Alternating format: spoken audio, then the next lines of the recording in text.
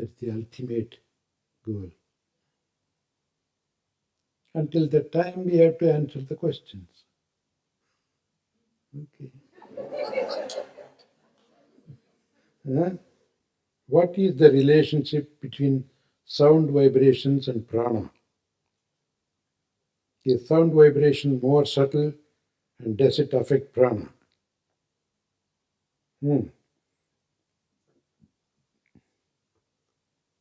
That's a simple question.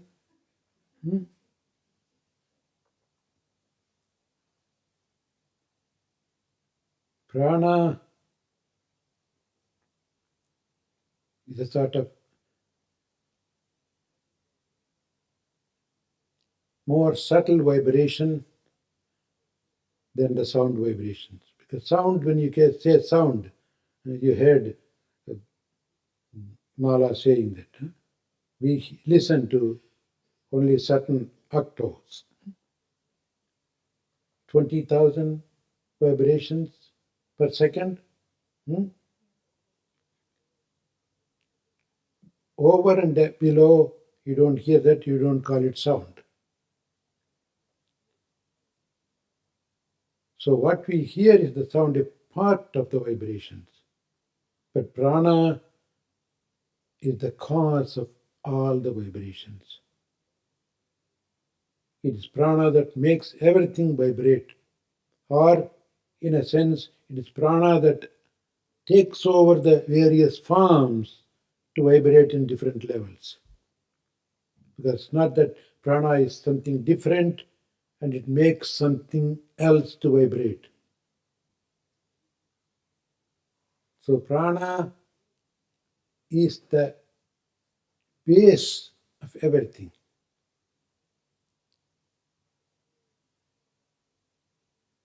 You can say prana is omnipresent, omniscient, omnipotent. Sound, what we hear sound, is not omniscient.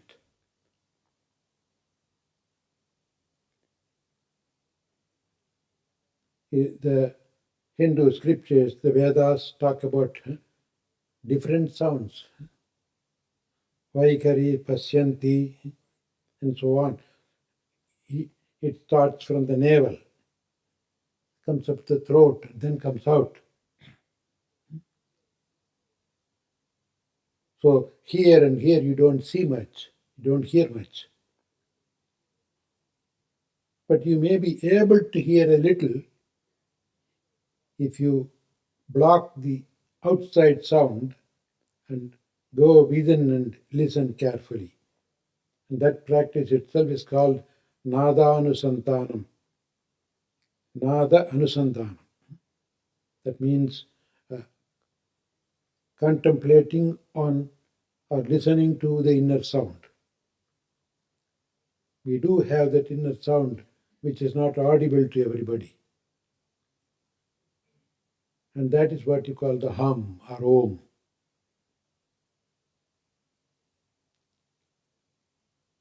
Anahata is another name for it. Unheard sound. Can you think of a sound that's unheard? You've never heard about it. So the answer is the relationship between sound and prana is the sound is the expression of prana. And prana is more subtle than the sound itself. Is sound vibrations more subtle and does it affect prana? No, sound vibration is not more subtle. But it can reveal the basis of the sound, which is prana, to you. Because in our level, we cannot directly go and do anything with prana. So we begin from a grosser level. That's where the Yoga Sutra comes beautifully. the Ashtanga Yoga. Even Yama Niyama people don't talk much because there's nothing visible. You don't go and grab it and do that, or put it in this way or this position or that position. The more concrete thing is the body. So you work with the body. And then slowly from the concrete you go to a little more subtle, to the prana. Pranayama comes in. And then from the prana you go to the mind, to the senses. And from the senses you go to the mind directly. It's almost like applying brake to a car. Even though the car's movement starts at the engine, at the piston to be exact, and slowly transmitted to the wheels so that the car can roll on. When you want to apply the brake to stop the car, you don't apply the brake at the piston. You apply to the place where it is expressed grossly. And then slowly, when the wheels are stopped, then the transmission stops, then the gear stops, then the crankshaft stops, then the engine stops. So from the gross, you go to the subtle. But our aim is to understand the subtle. But because we are in a physical level, we go from the physical level to the subtle. That's why physical sound can lead you to the inner sound and the inner vibration, the prana. That's the reason why chanting, mantra, repetition is all used.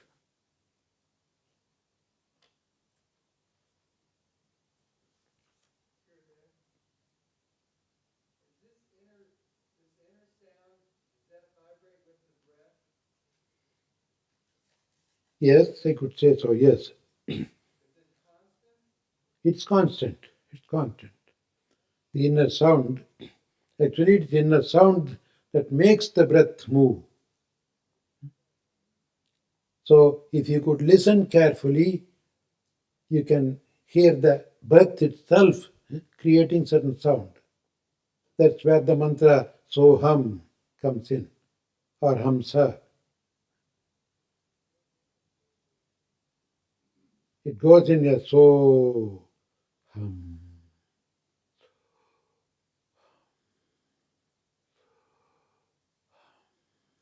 See? It always repeats. Ajapa Japam it's called. Japa without japa. So you just sit quietly and listen to the breath.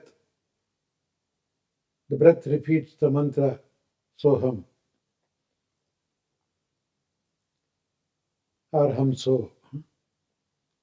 Hamsa mantra it's called. Soham, Hamsa is the same. This forward and backward. And of course there's external meaning also. Hamsa is a swan. It represents the Antaratma. Soham is the Vedantic term, I am he. Saha ham, soham. That means I am he. Aham Brahmasmi is an expression of that. I am that I am. So it's all expressed in various ways. But the breath always repeats that. In a way, that's the reason why it depends on God, you can say. The last thing that leaves you is the breath.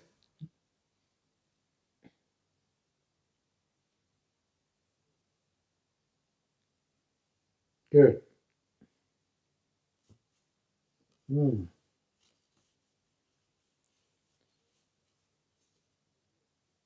Beloved Master, what is the secret to repeating the mantra constantly and having it going inside all the time?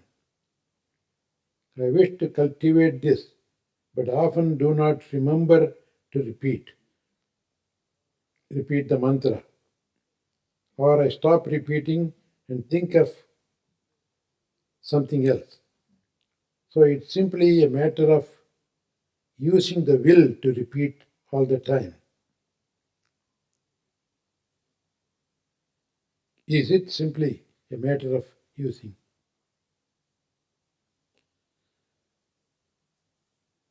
You have to constantly, consciously do that first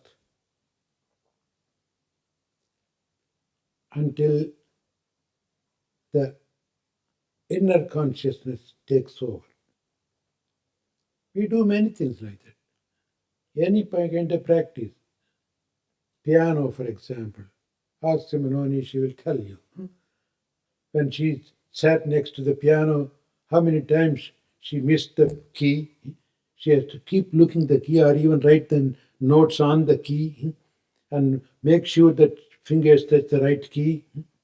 And when she thinks of the fingers and the key, the leg forgets its job. So you slowly cultivate it. You cultivate. Once you get into the habit of it, it takes over. Then she doesn't have to see the keys or the fingers. She sees people, how they are appreciating her. Bicycling is the same thing. When you think of the pedal, you forget the handlebar. When you think of the handlebar, you forget the brake. After some time, you don't even touch the handlebar. You just whistle and look around and fly. Everything's like that. And these are all gross things compared to mantra japa. So mantra japa takes a little longer time to sink into the system. Once it goes in and the system takes over, then you don't have to worry about it. You may not even know that it is repeating the mantra. Sometimes at night when you wake up, you will be surprised that somebody is repeating the mantra for you in.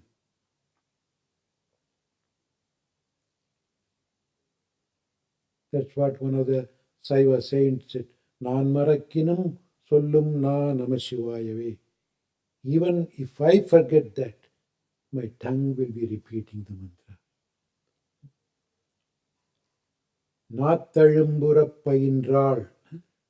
Another great sage talks about one of the saints.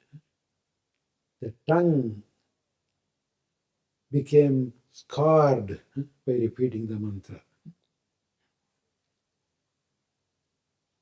So we have to develop it consciously for some time. And don't worry, it's natural to forget. Nothing comes overnight. Remember, whenever you remember, do it. At least you should be grateful that you are remembering now and then, instead of once for all forgetting. And the mantra has that power. Once it goes into, you can never forget it totally. I have received letters. After 10 years or 15 years, they'll say, I got the mantra from you, then I left it. I never repeated it again. I forgot literally.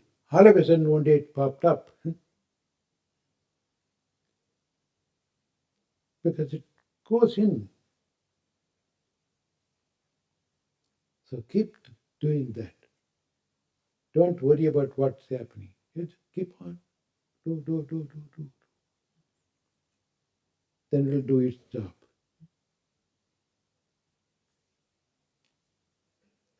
Strictly speaking, there's no other practice that's necessary for spiritual growth. We simply want to do this and this and this and all kinds of complicated things. You're not happy with just one thing.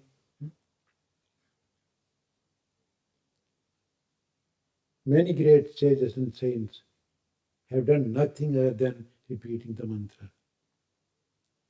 Yajnanam japayajnasmi. In this age, there's no bigger yajnam than japayajnam. The easiest and the best. No matter where you are, what you are doing, put your total faith in mantra. That will pull you out from the mud and mire of your life. It will lead you to the goal ultimately. Learn the taste of the mantra.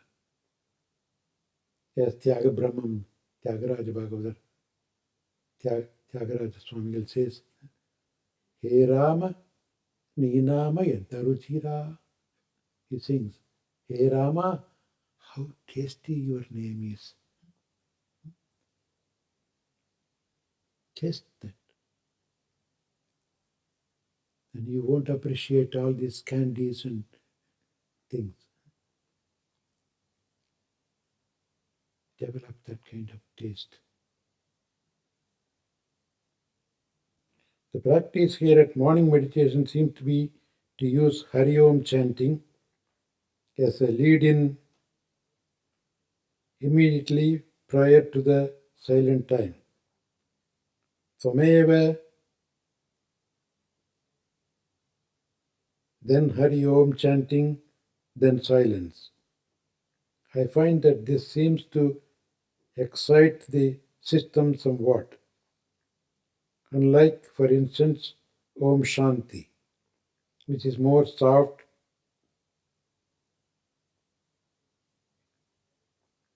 peaceful prior to the silence. Could you please explain why this is done, rather than simply going softly into silence and japa after? Japa after Tvameva. Thank you so much. Om Shanti. The Hari Om helps in many ways. It really wakes you up in the morning. That's why we repeat it, Hari Om, Hari Om. It just hurry up. And then once you are awakened, then you slowly calm down. Hari Om, Hari Om. So the one and the same thing, the way you sing can smoothen everything. But if you are not satisfied with that alone, then when they stop Hari Om and go into silence period, you can mentally repeat Om Shanti.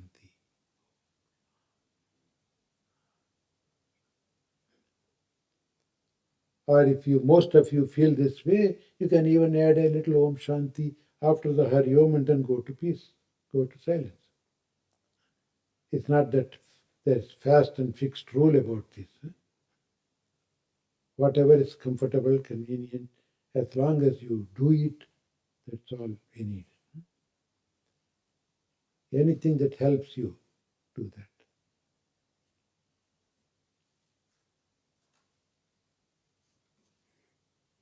A year ago, when I sat in your presence trying to make decisions, I appealed to you for an answer, and from your eyes came a beautiful blue light.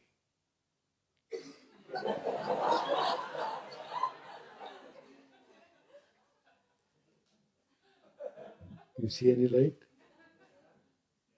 Oh. That seemed to pervade my entire being. Also, a wonderful white light, unlike I have ever seen, came from your picture and removed the pain I was feeling. Can you tell me the significance of the blue light? Yeah.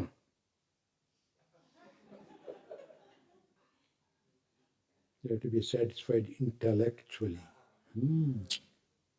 What was the spiritual importance? Thank you for being so patient. I'm trying to surrender and see God as the doer while leaving things in His hands.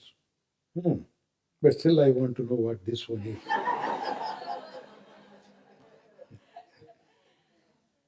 Does it mean as long as I am trying to do things on my own, I won't be able to realize my hopes and dreams? Isn't it true? If you pray and ask God, that is equivalent to making one step, then He will make two. Equivalent to making one step, then He will make two. Thank you. Anything that helps you, take it. Don't try to question, because you may not find answers for that. And I don't know, I don't purposely sending blue light to you and white light to somebody or no light to another person. It's all up to you people.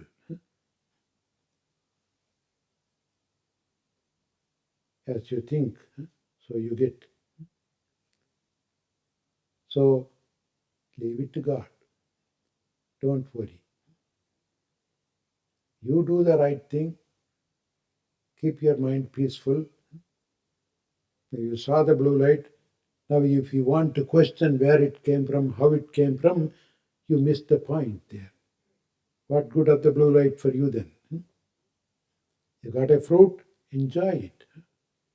Don't worry about questioning. Who planted this? Who watered it? Who harvested it? Who sold it? At what price? What is the profit he made? By the time you decide all that, the fruit will rot. Or somebody who is more hungry than you will snatch it from your hand. We really want to know everything, an answer for everything. There are millions of things in this world happening and will happen, which we have no answer for it. So just see if it is useful, take it. If it's not useful to you, maybe it's useful to somebody. Leave it there. Instead of putting our egoistic intellectuality into everything and questioning everything. That way you can keep your peace first. And you can enjoy the great gifts the Lord wants to offer you.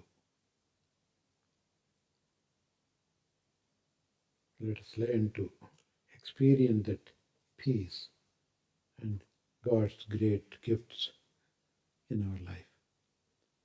Thank you. God bless you. Om Shanti.